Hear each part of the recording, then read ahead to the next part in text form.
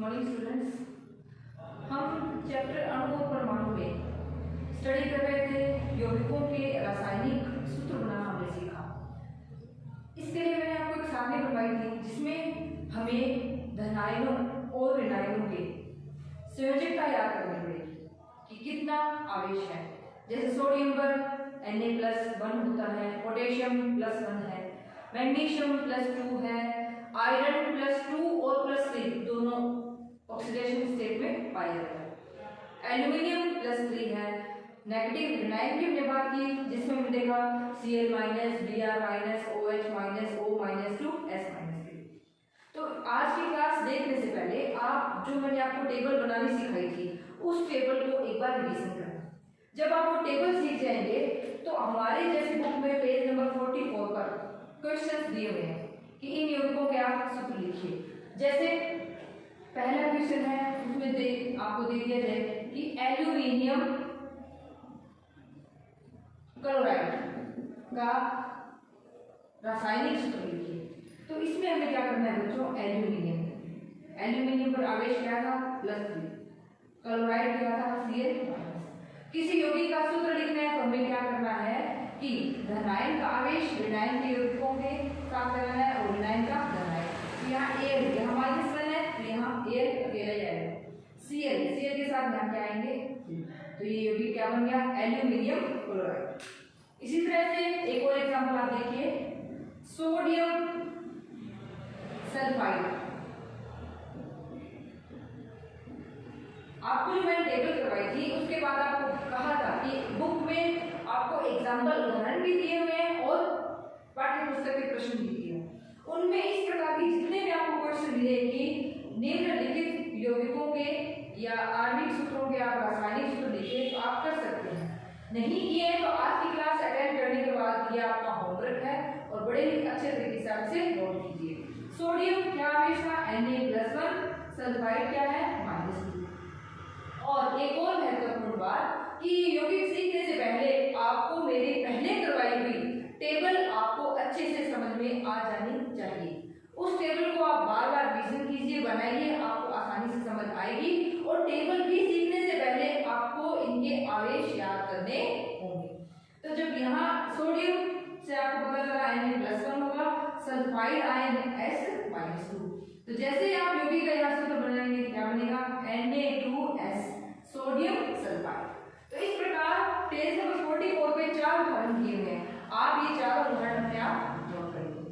उसके बाद just next question दिया हुआ है कि उसने क्या किया है, यौगिकों के रासायनिक सूत्र लिखे हैं और आपको उनका क्या लिखना है, नाम लिखना है। तो आप कैसे लिखेंगे,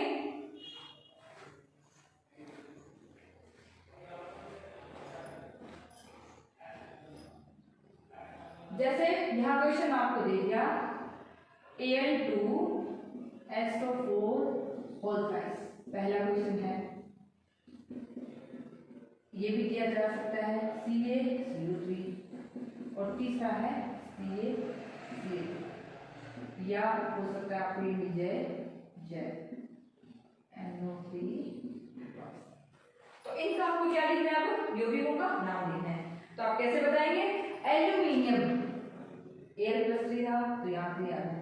सल्फेट, ये सल्फेट आयन है। SO4 एक समूहिक मूलक है। SO4 एक सामूहिक यानी ग्रुप्ड रेडिकल से मूलक है।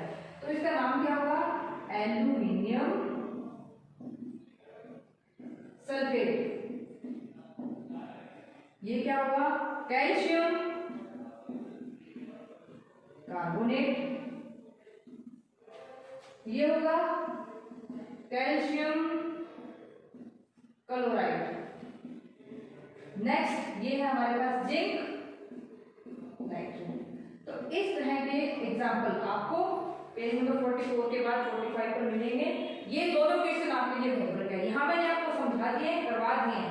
आप इस वीडियो की हेल्प लेंगे और ये क्वेश्चन अपनी नोटबुक में सॉल्व करेंगे। ऐसे क्वेश्चन आपको बाहर अभ्यास प्रश्न जहाँ दिए हुए लेसन पूरा होने के बाद वहां भी आपको ऐसे क्वेश्चन मिलेंगे, वो उसके साथ ही कर देना। जहां भी लोग उदाहरण करेंगे अपनी शीट में, कॉपी में, उसी के साथ अपने पाठ्य पुस्तक में बाहर वो क्वेश्चन देख लेना कि कौन से क्वेश्चन है कि यौगिक का नाम दे दिया, सूत्र बनाना है, वो उसके साथ कर देना। और कुछ ऐसे प्रश्न होंगे एग्जाम पूछा होगा तो वो आप यहाँ करेंगे। तो ये होमवर्क हुआ आपका आज, 2 प्रकार का आप इस प्रकार क्वेश्चन करेंगे। इसी के साथ जो मैंने आपको टेबल करवाई उसमें 1 से 20 तत्व जब लिखवाए तो उन तत्वों के मैंने आपको परमाणु भार भी नोट करवाए थे। तो आपको वो परमाणु भार याद रखने हैं। जब आपको परमाणु भार याद होंगे तो आज हम एक नई परिभाषा देखेंगे, आणविक द्रव्यमान।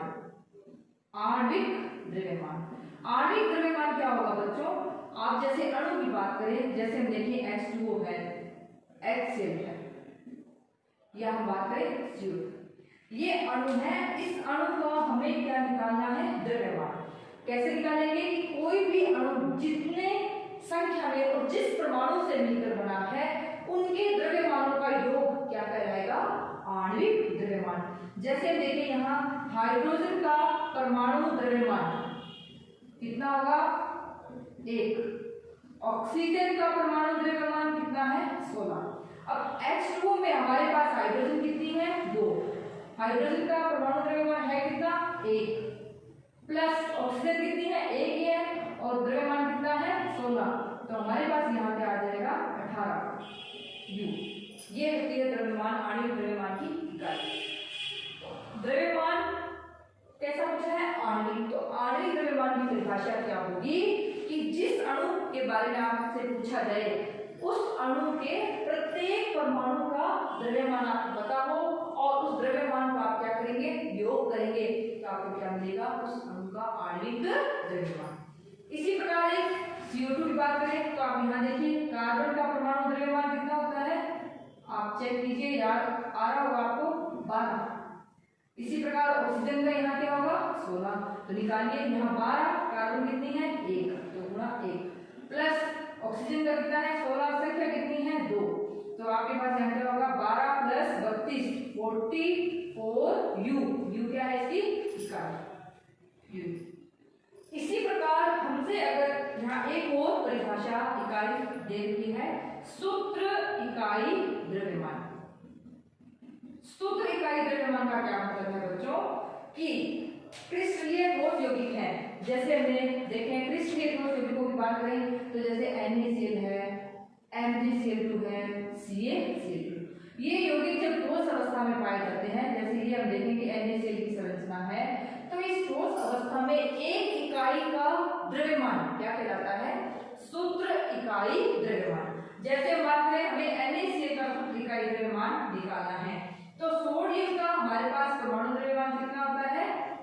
23 प्लस क्लोराइड का कितना होता है? 35.5। तो टोटल हमारे पास ये कितना हो गया? 58.5 U। तो ये हमारे पास क्या हुआ? सूत्र इकाई द्रव्यमान। अगर हमें CaCl2 का निकालना है तो आप देखेंगे Ca का परमाणु द्रव्यमान नोट करवाया, 20 परमाणु क्रमांक है और 40 परमाणु द्रव्यमान। तो यहाँ कितना होगा? 40 प्लस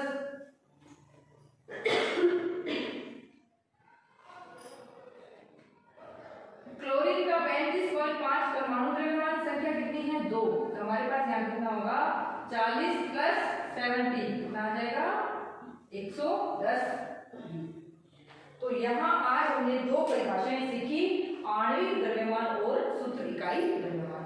अब जैसे ये परिभाषाएं सीखी है तो आप अपनी बुक में 46, 47 नंबर पेज पर जाएंगे तो आप बच्चों चेक करना, वहां आपको अणु दे रखे हैं।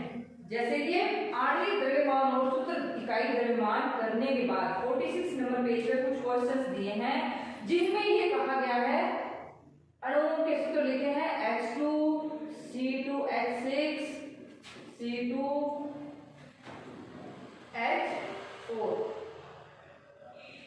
और यहाँ पूछा है आपसे CO2 जैसे निकाल लिया है। इस प्रकार कुछ आणविक यौगिक दिए हैं और उनका क्या निकालना है? कुछ अणु दिए उनका क्या निकालना है? आणविक द्रव्यमान। तो ये लगभग 1 से जो 20 तत्वों के मैंने आपको परमाणु द्रव्यमान याद करवाए हैं उन्हीं की हेल्प से आप ये खुद निकाल सकते हैं। कैसे निकालेंगे? जैसे एक और एग्जाम्पल मैं आपको यहाँ बता देती हूँ। हम लेते हैं C2H6, कार्बन कितने हैं हमारे पास? 2। एक कार्बन का परमाणु द्रव्यमान कितना है? 12 प्लस हाइड्रोजन कितने हैं? 6। एक का परमाणु द्रव्यमान 1, तो आपके पास यहाँ क्या आएगा? 24 प्लस 6। C2H6 का आणविक द्रव्यमान कितना होगा? 30। नेक्स्ट हमारा आज टॉपिक है मोल संकल्पना, मोल थ्योरी।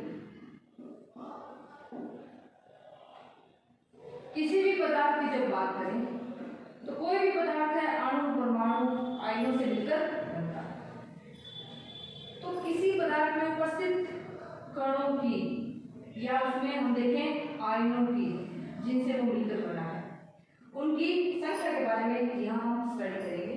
और इसमें हम देखते हैं किसी भी पदार्थ की एसआई इकाई, अंतरराष्ट्रीय पद्धति है, एसआई इकाई है, वो क्या लेते हैं हम यहाँ मोल। एसआई अंतरराष्ट्रीय पद्धति के अनुसार किसी भी पदार्थ की अंतरराष्ट्रीय इकाई क्या मानी जाती है यहाँ। इस संकल्पना के माध्यम से हम यह देखते हैं कि अभी हमने आणविक द्रव्यमान की इकाई की बात की थी। यदि हम यहाँ पदार्थ का द्रव्यमान ग्राम में कंसीडर करें, किसमें ले, ग्राम में, तो यह पदार्थ का क्या कहलाता है, मोलर द्रव्यमान। पदार्थ का क्या कहलाता है, ये मोलर द्रव्यमान। और जब भी आप पदार्थ का मोलर द्रव्यमान निकालेंगे आप उसी के साथ इकाई क्या लगाएंगे, ग्राम।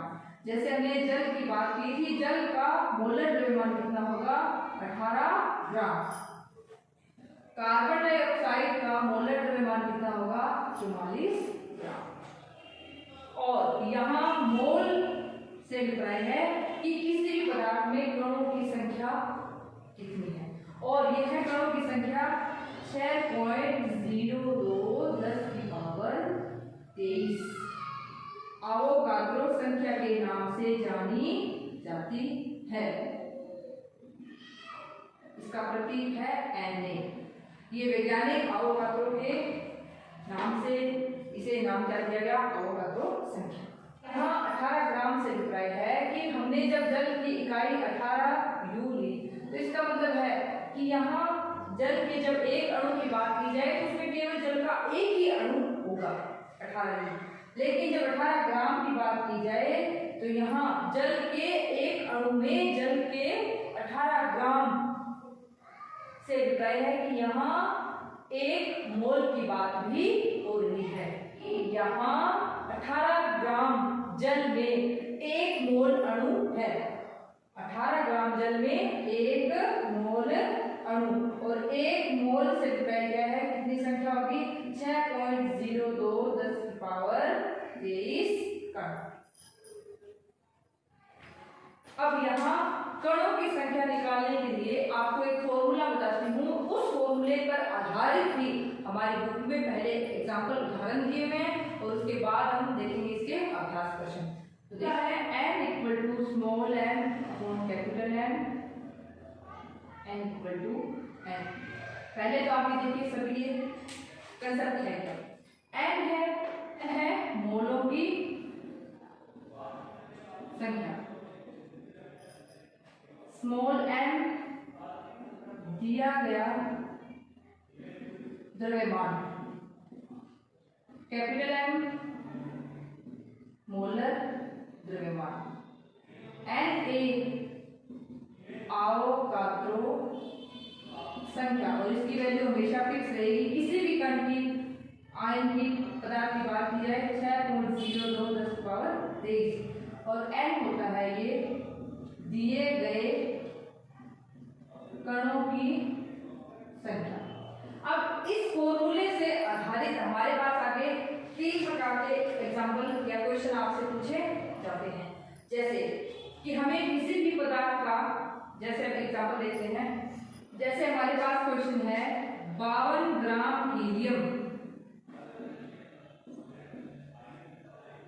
के कणों की संख्या ज्ञात कीजिए। तो इसे हम इस प्रकार सॉल्व करेंगे। 52 ग्राम हीलियम यानी दिया गया द्रव्यमान स्मॉल n कितना है, 52 ग्राम। मोलर द्रव्यमान हीलियम का कितना है, 4 ग्राम। n हमसे पूछा है तो n बराबर क्या होगा, small m upon capital M। तो 52 ग्राम अपॉन 4 ग्राम तो कितना आएगा, इसमें आप भाग देंगे 13। कितनी आ जाएगी कणों की संख्या, 13। इसी से रिलेटेड आगे आपको क्वेश्चन दिए होंगे जिनमें हमें मोलर दिया गया यानी स्मॉल m की वैल्यू देंगे, कणों की संख्या पूछी है। नेक्स्ट क्वेश्चन होगा जिसमें कणों की संख्या दी होगी और पदार्थ का क्या पूछेगा, द्रव्यमान। या हमसे क्या पूछेंगे, कणों की संख्या यानी मोलों की संख्या भी दी होगी, अवोगाद्रो संख्या हमें पता है, और हमसे क्या पूछी जाए, दिए गए कणों की संख्या। तो क्या फॉर्मूला लगाओगे, small n = n upon n के यानी ये फॉर्मूला है जिसमें 3 संख्याएं हैं, तीनों में से 2 की वैल्यू आपको दी होगी और एक आपसे पूछा जाएगा। और इसमें आपको ये विशेष बात याद रखनी है कि कैपिटल एम है किसी भी पदार्थ का मोलर द्रव्यमान। मोलर द्रव्यमान की बात जब की जाए तो आपको जो मैंने परमाणु द्रव्यमान क्या बताए हैं उसी से आप किसी भी अणु को क्या निकालेंगे, पहले मोलर द्रव्यमान और मोलर द्रव्यमान आप यहाँ पर पुट करेंगे तो आप इसका आंसर निकाल सकते हैं। एक और क्वेश्चन देखिए, क्वेश्चन है 8 ग्राम ऑक्सीजन के लिए कणों की संख्या ज्ञात कीजिए। अब कणों की संख्या ज्ञात करनी है, अगर हमें मोलों की संख्या दी होती तो हम क्या करते हैं, मोलों की संख्या से अवगाद्रो संख्या को गुणा करते हुए हमें क्या निकाल लेते, कणों की संख्या। लेकिन हमें दिया क्या गया है, स्मॉल एम, कितना दे दिया, 8 ग्राम।